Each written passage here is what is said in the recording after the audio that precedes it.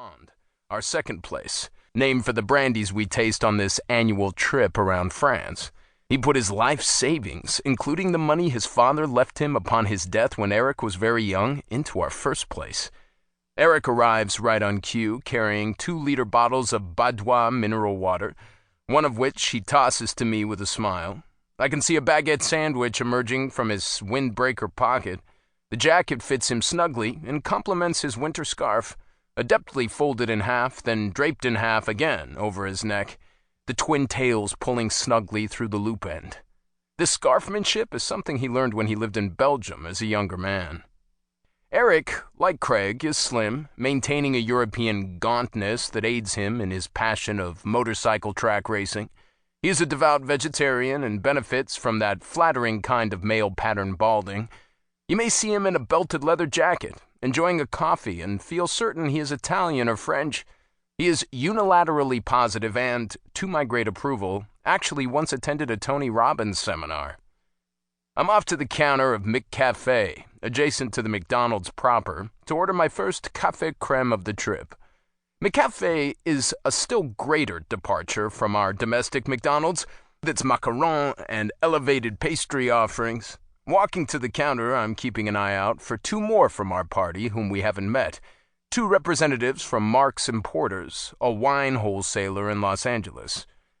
Returning to our table with my coffee in hand, I see my guys have found the Mark's Importers contingent. I arrive just in time to finish out the round robin of handshakes. The first of them is the nephew of the owner, and appears to be 21 or 22. He wears a sinister beard. I've never met him before, but I don't trust him. This probably tells you more about me than him. I can be inhospitable.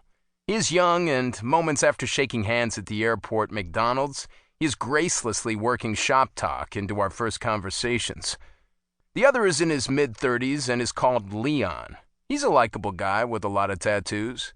From the tattoos and the full Victorian beard, you can tell right away that he's a bar guy. His hair is messy, and he has a soft, kind quality that reminds me of my stepfather. Our party complete, now all there is to do is wait for Charles Neal, owner of Charles Neal Selections.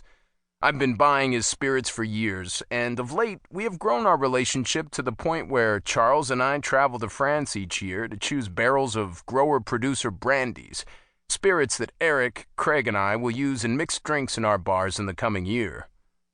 I'm a restaurateur. I own 2 bars that serve food and have pretentious French names. My colleagues and I are in France to buy brandies that will furnish these locations. Our bars participate in the Bay Area tradition of meticulous sourcing. We are known for mixed drinks, and they are good because we source our base spirits very carefully, not because we are particularly inventive or talented. Our goal on this trip is to select and purchase single-barrel and blended selections of calvados, Armagnac, and Cognac. These bottlings will keep us in business for the next year until, if we are lucky and Charles will have us, we repeat the drill. For me, this trip is the high point of the year.